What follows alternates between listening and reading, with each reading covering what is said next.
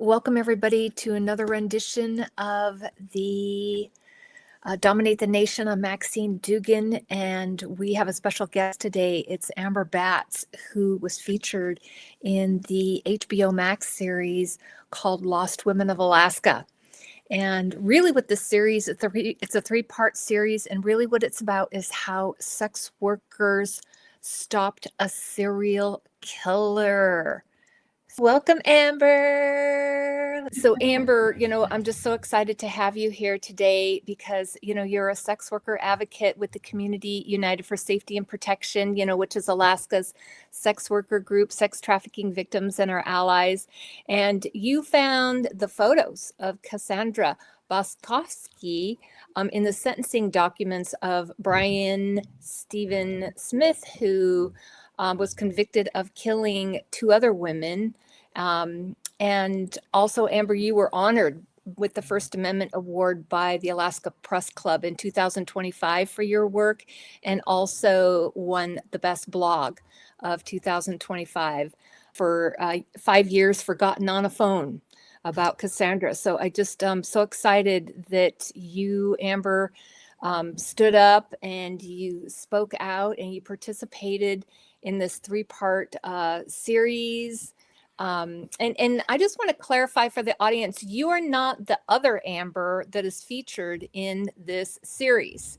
The other Amber who talks in this series is a housing advocate. Yeah, thanks. Thank you for the introduction, Maxine. So I do want to clarify a few different things. So it wasn't just me finding those photos. I went to the trial. I got involved with the trial because Valerie, the badass sex worker, all we knew back then in 2019 was an SD card was turned in. And then years later, I'm in Juneau, talking to politicians about our stuff that we work with, Community United for Safety and Protection, and also working because I'm a working sex worker. I got to pay my bills. And I get a call from another member of CUSP, get your ass to Anchorage. This is happening. The trial's happening. So, I was wrapped up in my own stuff, and I looked at the news articles, and there was an article written by this man, Mark Theron, convicted prostitute. And I was pissed and floored, and I boogied back to Anchorage, and I was like, this is bullshit. She brought this information. And I sat down in that courtroom, and I have to say it was February 14th, 2024. But that was the day, it had been 5 years since a really, really close best friend from childhood had went missing in Juneau, Alaska. And it hit home because she's Alaska Native. She was experiencing some other things that really made the police not care. So when I sat down in that trial and I heard, about Kathleen Jo Henry, about Veronica Buchuk, I wanted to sit there, and I felt like I had to stay and become witness of this man who did this incredible harm. And I knew that he was focusing because he was a predator, and he wanted to really do the most damage, So the longer that I sat there, the more questions came up. There was very minimal discussion about Alicia. And I remember it broke for break, and we all went out to the jury needed some time, and I'm Googling on my phone, Alicia Youngblood. And all that came up was this beautiful woman, and it was her obituary. It was like, that couldn't be her. She wouldn't be talking to this guy. And it was, So he was found, guilty, 14 counts on February 22nd. And I have to say, the universe and her infinite wisdom, that is Valerie's birthday. February 22nd, Valerie's birthday.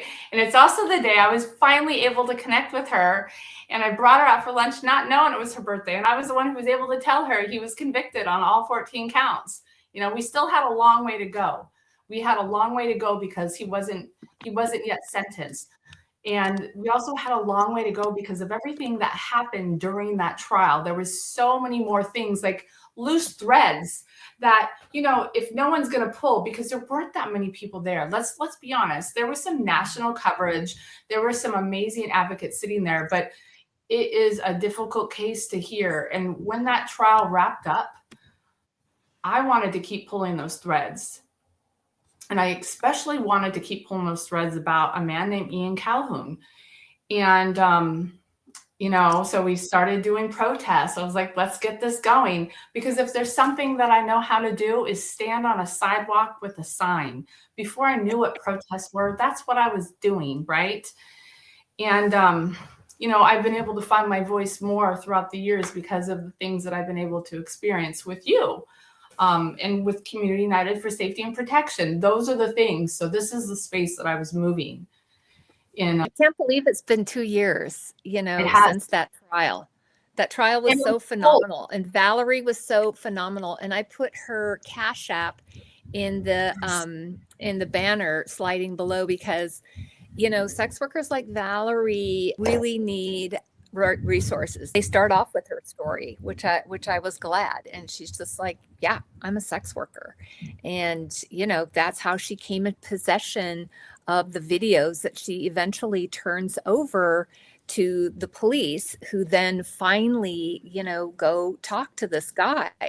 But he had been on their radar a year before. This was in 2018. His girlfriend that he was dating, he showed her some of the videos. So she reports it to the police. And I was just astounded, Amber, about Alicia Youngblood's story, that she goes and tells the police, hey man, he is showing me videos of women that he is killing, that he killed. And the police basically don't do anything. What is that about? Yeah, let's be really honest about this. It's because she told police that she had seen a clip of a woman that Brian Stephen Smith had said was a Black prostitute. And I'm going to name him, Detective Cordy, he just kind of gaslighted her the whole time. And it really, when I got that paperwork, and I didn't get that paperwork from a record poll or research, Brian Stephen Smith actually sent me that paperwork, and we'll get into like how that all came to be. But I remember sitting there and looking at what she was telling Detective Cordy, and I could feel just her pleading with them to take her seriously and do something and investigate. And I remember sitting at my desk and just crying because I could just see that she was traumatized by what Brian Stephen Smith had shown her. And the police weren't listening to her. And Detective Cordy wasn't listening to her. And then we see in the documentary him saying, this is so traumatic, I can't sleep at night. Well, you know what? How do you think Alicia felt? Yeah, and it's just horrible. Like, she's the one that ends up dead and not Ian Calhoun. The police let a friend that Brian Stephen Smith is texting with and showing and sharing these videos of dead women, they let him off the hook. But Alicia is the one who comes forward and she ends up dead. What's this? There's just so much wrong here, Amber. Well, so, I mean, Alicia, once, and I'm not going to even name Brian Stephen Smith anymore. We're going to call him BS at this point because he is full of bullshit. He doesn't really belong in the story because this story is bigger than this little man. So BS really, when he got arrested and that call came in from the detectives telling her everything, she really took it to heart and she internalized it and she felt that she could have done more, and it just broke her heart. Now, a couple days before she committed suicide on the 4th of July, she was texting with BS's wife, and I think that really kind of brought up some things, and she wasn't in a good place. She was not offered any therapy, any follow-up, just like Valerie, just left to dry in the woods. And let's also back up real quick to talk about when the police brought Valerie back in a couple days after the SD card. Because I was just talking to Valerie last night. We sat down and we watched the show together. She had a lot of words to say about it. But that's her story and she'll be able to tell it at some point. But they didn't pull her in and say, hey, where's the phone? They just wanted to really see the validity of, like, where did you get this? Give us the backstory. And she did. And they asked, where's the phone? She's like, I dropped it, but they never once went to go look for the phone. And she says it in this documentary, and she said it to me last night, that there were 3 days of recordings. Like, he had Kathleen Joe Henry for 3 days. And there's a lot of information on that phone that they could have gotten, that maybe there were other victims, because this was not his first time. And so, yes, Alicia is definitely a victim of his as well, because she was just very heartbroken, felt like she didn't do enough, and it really harmed her spiritually and emotionally. Yeah, she goes way out on a limb to try to get more evidence for the police, because the police really don't believe her. No. That's not really, they do not believe her. He gaslights her. He tells her that it's some kind of sexual kind of game. And really, I have the interrogation, or not the interrogation, it feels like interrogation, that interview of when she first goes in and sits down. I have it's like 2 hours long altogether, all these recordings. They, they want to know, what's your criminal history? Yeah. They don't go interview him. They don't ever go question BS. Mm. And, Right. By the time October rolls around, she's ready to leave state with her kids. Yeah. And she does. She's ready to get somewhere safe, because she's not safe there. Yeah. And she knows it. She knows she's not safe. And she left thinking they were still investigating him, and they weren't. They never were. And they don't really make it that clear in the documentary. Like, they didn't recognize his voice from a previous investigation. They recognized this man's voice because Alicia was so adamant and tried to get them to listen to her, and repeatedly they did not. And we find that she records his voice. She's the one who records his voice. Yes. That the police are therefore finally to go, oh, this sounds like this guy. Yeah, exactly. It's despicable. It's just despicable, Amber, with all the see something, say something campaigns, with all the money being dumped into all these sex trafficking awareness campaigns. Women step up and women say something, and then what happens? And then we get treated like we're criminals, right? Because that is a problem. That prostitution is still criminalized. So the police still have that excuse to treat us that way, even though in Alaska we have immunity. We have immunity if you're a victim or witness to crime, to be able to report it without the threat of being arrested for prostitution. And Valerie didn't know that, right? No. When we got that law passed back in 2016 with the primarily Republican legislature signed by a Republican governor, we begged them, could you please do a press release about it? Can you please spread the word? Use your political capital to spread the word and share the love that there's this new access to immunity, to gaining a little bit closer to equal protection under the law. And they didn't do it. So people like Valerie had no idea that she didn't need to do all the things that she did just to try to report, the crime that she saw. Tell us how you came to be in the show, because it's just phenomenal, Amber, that we have a docuseries with 2 sex workers in the show. Two sex workers. Okay, so what happened was we were protesting March 2024. It's really cold out. It's, we're protesting. Myself, Michael Livingston, and Antonia Komek were all completely different. Antonia and I had met at the trial, right? And she was the one that I was texting like, hey, let's go do this protest. How is Ian getting away from these charges? And she's a MMIP advocate and activist. And she was, all over TikTok, really filling in the blanks so people knew, that this was happening. And then Michael Livingston is an ex-Anchorage Police Department detective. And he's also in the capacity working at a place where he was kind of a MMIP advocate, but he really came with the detective kind of sense. So here we are having coffee at a coffee shop, warming up after this protest. We're like, we're not getting anywhere. I think it's like the second or third protest. We're not getting anywhere. with this? What is going to be happening? Antony had already called Detective Lee, and he's like, we're not pressing charges. They're not going to, because failure to report a violent crime against an adult would really be the only thing that Ian Calhoun could get arrested for.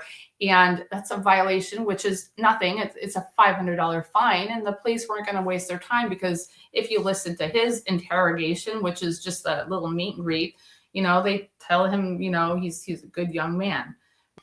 Oh, so but wait, what is a 2-hour interrogation like they did to Alicia Youngblood?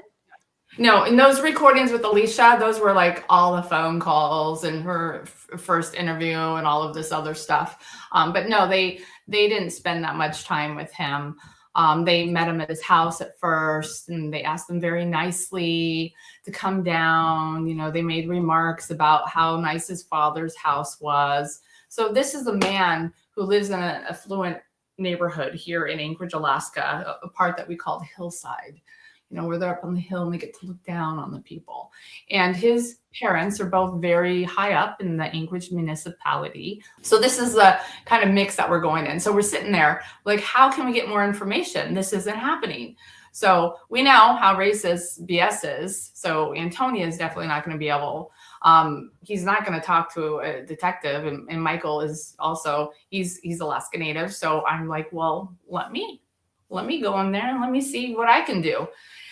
And so we had a very specific plan. We talked before I went in. This is always happening. And I probably have had about 40 visits with him. We would always talk before, and then I would also do a debrief after. And many of those calls were all recorded, that I made with Antonia and Michael. We were very much trying to get information. And so I went in there with a completely different persona. And this is what I said, he walks into the plexiglass and I'm sitting down already, and he's looking at me, and I know he doesn't know me, and he looks like very iffy, and he sits down, and I have to put on my charming self, and I introduce myself, and I say, I'm a friend of Valerie's. I was actually at the trial, and I just really want to hear, some of your side.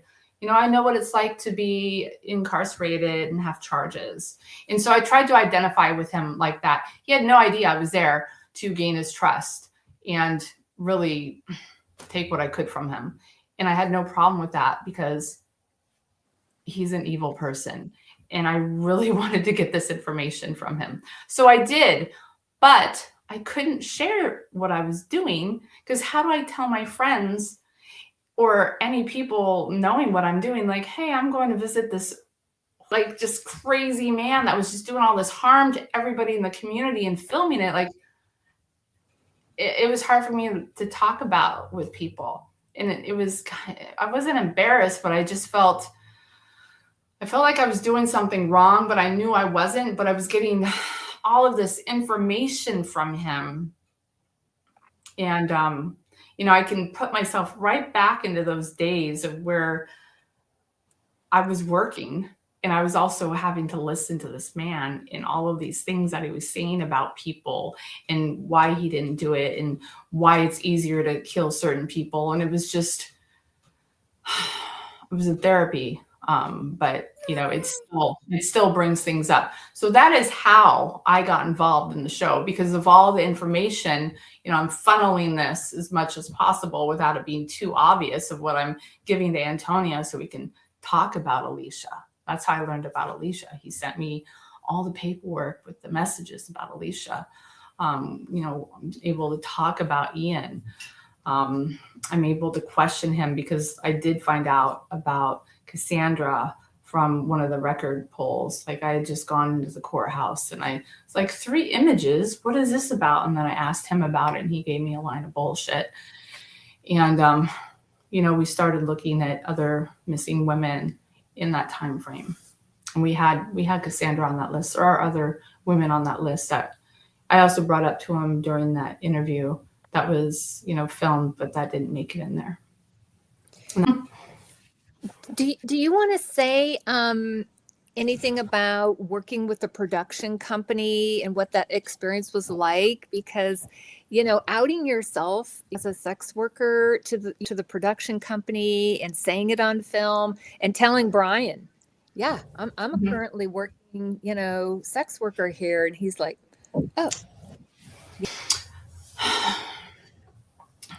There's a contract, and I'm off contract now, but I think that there's some things that I perpetually can't talk about. But I will say there were many different production companies that came around, and I always felt included. Antonia would like, hey, look at, what about this? What about these people? And we really vetted October films.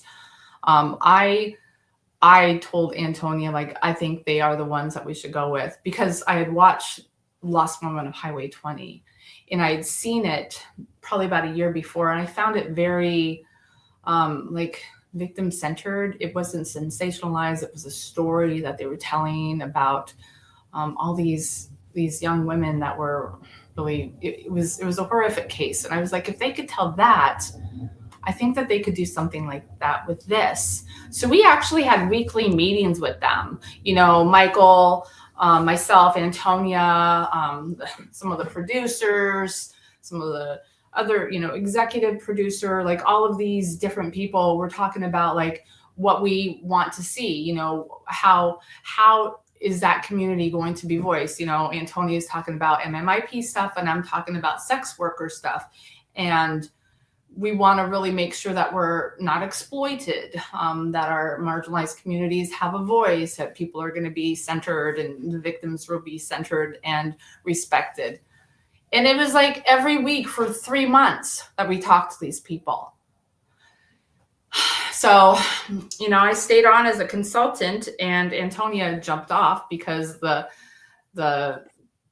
consultant document kind of wanted to really have some not ownership, but certain things that we could and could not post. And I could read between the lines, like, they're not going to stop me from posting. And I told them, like, hey, I've been writing about this in the beginning, and I'm writing a book about this. They're like, oh yeah, that's fine. You can do that.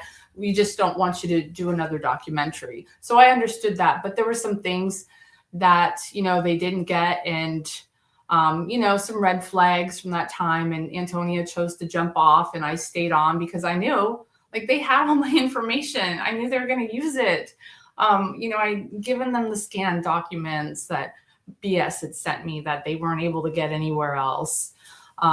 So I was paid for my participation in this. I did make them pay for the paperwork. It wasn't that much.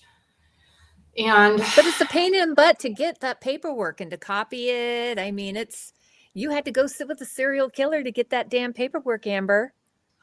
Oh, I went there every Sunday. So this is the thing too. And this is, I've talked about this because in the show, it doesn't show really the nuance of why I go sit in this room with this guy and I like, tell me what you think about prostitutes. And he tells me, and I tell him I'm a sex worker. Like, there's a lot of things leading up to it. And this is what it was. He would, I would be going there every Sunday, and he started spiffing himself up. He started, really looking forward to our visits. And man, I can compartmentalize and like a motherfucker. And I really needed to with this, but it was difficult.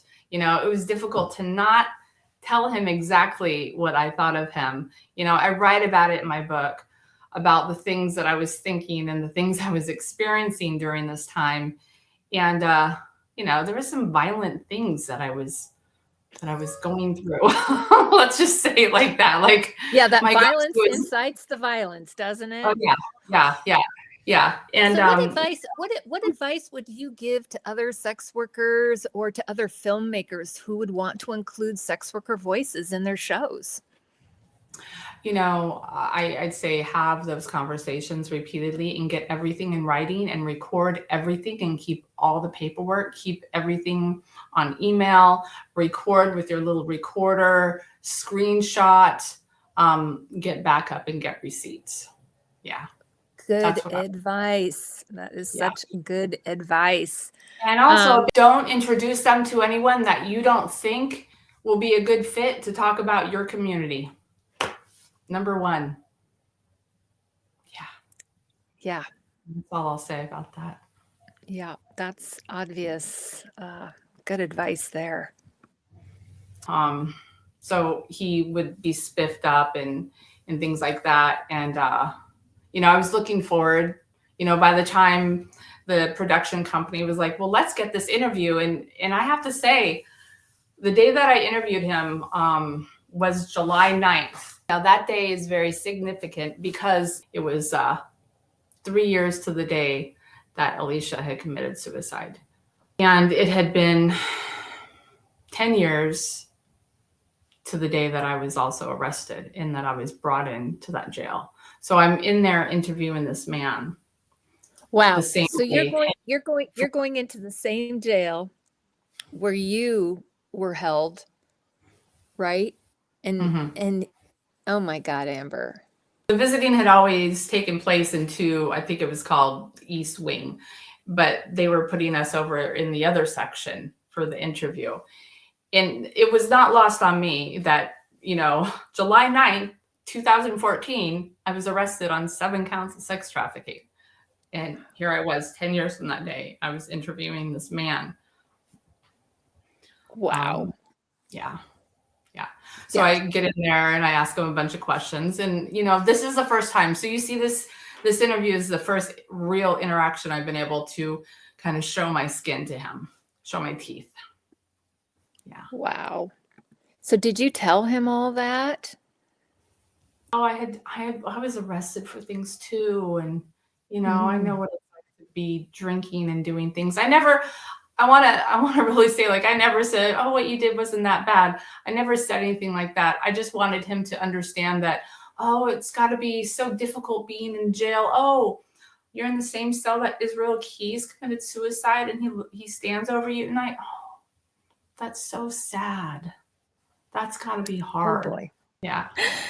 Oh my God. It's just the serendipity is just like, ugh. It really is, repeatedly. I mean, from Valerie's birthday being the day that he was convicted to July 9th, that's, the day that Alicia was laid to rest. And I really, the times that I had her information and I remember sitting there and really reading it and going through it and, I cried and I could almost feel like her spirit saying, see, I tried. And I just wanted to hug her. She cared so much about people. She really did. And I don't think she fully realized that by her saying black prostitute. She thought the cops were going to just, because she saw people as people. Yeah. Yeah. I mean, there's a lot of lessons for everybody in the story. And I can tell you from talking to family members who've watched the 3-part docuseries, the Anchorage Police Department does not come out looking very well. Yeah. Well, they shouldn't, because they really screwed the pooch on this one. They could have done so much more. There would have at least be 2 women alive if they would have at least questioned him. And I have to say, BS has told me this many times. If the police, me being the intelligent serial killer I am, if the police had questioned me, I would have just not been doing anything for quite some time. Well, I mean, when they do finally question him, he tells on himself. He rats his own self out. But what's astounding too is the Anchorage Police Department and the Alaska State Troopers. So the Alaska State Troopers actually find Veronica Abowchuk's remains, but somehow, the Anchorage Police Department, it takes them a while to like catch up to what's going on here. I mean, and so the jurisdictional issues are always an issue. It's worse than that, Maxine. It's worse than that. So this is what happened. Veronica was listed as missing. A woman was found unresponsive. She had Veronica's ID. So they were like, oh, we found Veronica and sorry, she's passed away. That's what they told her family. And then they figured out, oh, wait, this isn't Veronica. So by then they had taken her off the missing persons list, but that pocket of time until they were able to get her family had to go back and get her on the missing list. That's when they had found the skull. So she was listed missing. A woman was found. The police like, case closed, and like, wait, not case closed. And then her family's, okay, dude, our mom, our loved one, my sister, my grandmother is still missing. Can you put her back on the missing list? During that time, that skull was found. And they never once wanted to check. They just found a skull. They didn't do any DNA, nothing. That's what Oh my happened. God. So that part is completely left out of the docuseries. Oh, do you think APD would look any more, I don't know, adequate? No. I mean, they didn't say Ian's name. They didn't fully tell the APD story and really how they bumbled this. And they left out some very important voices. Valerie's, they didn't do a promo with her. No little, quote or anything. Yeah. And really a lot of the things that I talked about, the harm done, why this man was able to continue on, why they didn't listen to Alicia, like days and hours that I'd spent with them, cut out. Yeah. I mean, it could have been a 4-part series to, go down and show all the problems, with the see something, say something baloney, that isn't really honored. It's just kind of a catch-all sort of phrase to make the public feel like, oh, something's being done, and nothing is being done. I mean, do you want to talk to us a little bit about Kathleen's law and what you think should happen there? Yeah, so Kathleen's law, I had been going to Juneau because I go to Juneau because, you've taught me that and I know how to do that now. And I was like, I'm going to go try to get this figured out. This failure to report a violent crime against an adult shouldn't be a violation. Let's try to get it a Class A misdemeanor. So I went and shot that with some representatives. I was able to only find a representative to really take me seriously and talk to me about it after I brought Antonia in to talk about it, and she had gone down to Juneau with me. And then, we told them like, this is what it is, and kind of gave them the whole rundown and kind of wrote it all out. And they weren't able to fully understand that. They were putting things in there that would have been able to really broaden it and cause some harm. And I was really worried about unintended consequences, because we know how those good laws come about and they have unintended consequences, and they really impact marginalized communities like ours. So that actually was going through judiciary and it stalled. And then legislative session just started again in January. I made a few phone calls like, hey, what's going on with this? They're like, oh, yeah, we talked to CDVSA and Victims for Justice, 2 organizations. CDVSA works with domestic violence, sexual abuse survivors, and Victims for Justice is about, victims that had been, victims of violent crimes. And they weren't in support. It needs a lot of fixing, and we're not able to do that. So it's dead in the water. But luckily, I have an amazing friend that I was kind of lamenting this to, Tara Burns. And she's like, well, let me take a look here. Yeah, I can see how sexual assault will cause issues in case someone doesn't want to report a rape, but they're telling an advocate. And I completely understood that. So she wrote something up for me, and I will be bringing that to Juneau. But, in the news, they say MMIP advocates. And I want to talk really briefly about that too, because I was never an MMIP advocate. I was always an ally. And I found that, effort to use my privilege and my power to support others that are marginalized just kind of fit. And also, I have loved ones that are missing and murdered. And I've seen firsthand how this plays out because I was born and raised here in Alaska. But it kind of took over. Like, that was easier to swallow for people when they, talked about things and reported about things, to call me an MMIP advocate. And I was like, I'm not. I'm an ally. So this time, I'm not going to bring anyone else into it because it just seemed like I was doing a lot of the heavy lifting anyway.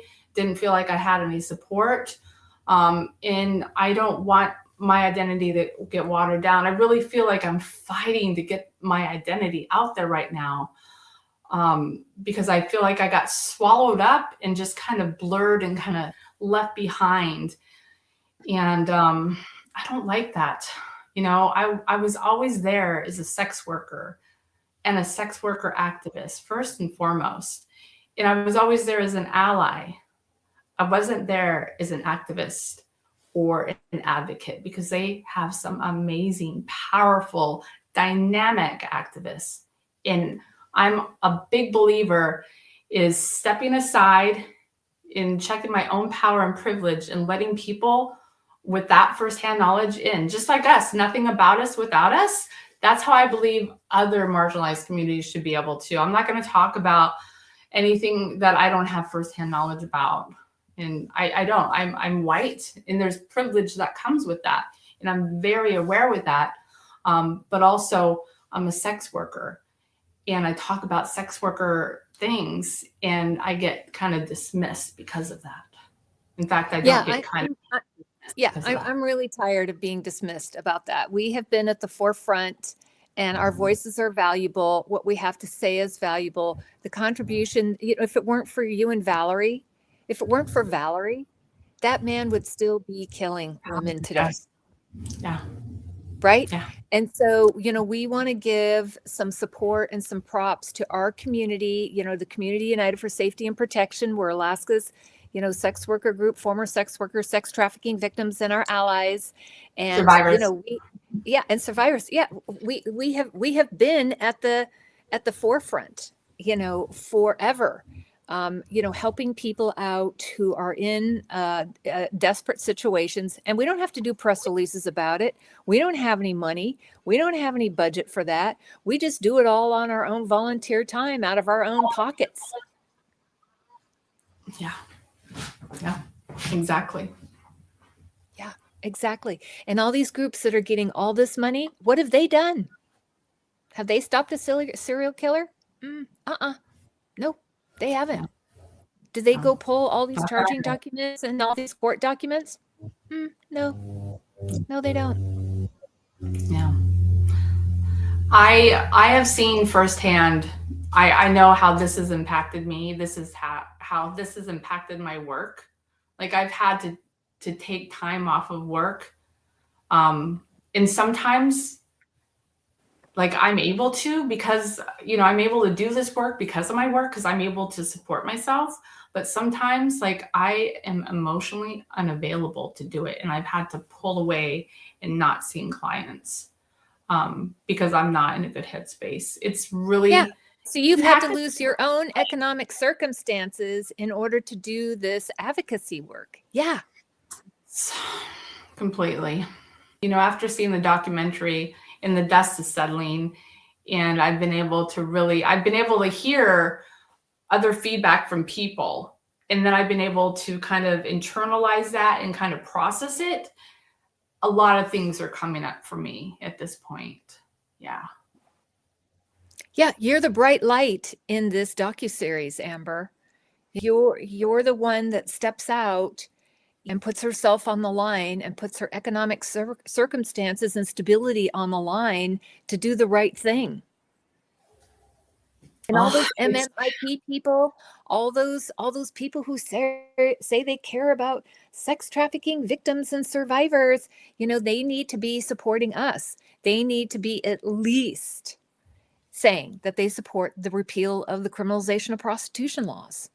Because, as long as they can keep us down, right, and keep us criminalized, we're always going to be limited about what we can do. But even so, you have done a lot. Valerie has done a lot. I've got your link tree there for people to be able to see and support you. You're a great writer. You've done a bunch of writing in the public sphere and had a bunch of stuff published. You received that award. You're a current worker, sex worker, somebody in the sex trade. And, like I'm a current worker too, been working for 30 plus years, plan on working another 30 plus more. We're going to keep on doing the right thing here, and we deserve support. Valerie's Cash App is in the banner there. She deserves support. And, we're really looking for the public to stop, and some of the commentators to stop, usurping our voices and, give us our props. We want our flowers and we want the money. You know what I mean? So yeah, that's what has to happen here. I completely agree. Yes, thank you. Do you have any any ending comments that you want to make? I thought about that a little bit. I mean, at some point, I'm going to be able to speak up more about how I feel kind of the sensational exploitation from the production of me just blurting out that I'm a sex worker without really any back nuance. It's definitely impacted some social media with people reaching out to me and some, inappropriate words and things like that. So yeah, just, Yeah. Stuff that can, get us kicked off these platforms. They just want to silence our voices, Yeah.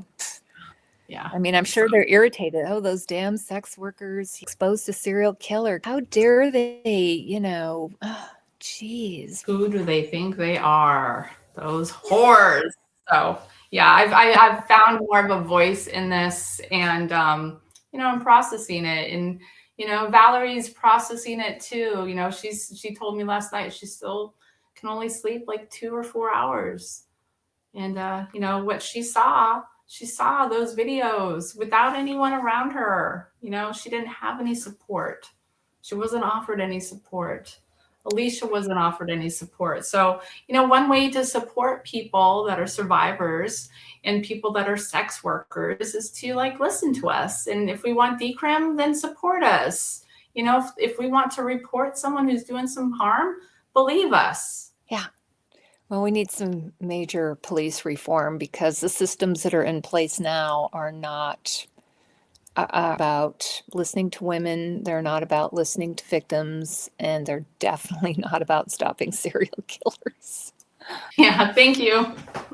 Thank you for this interview, and I really appreciate you. You're the bright light.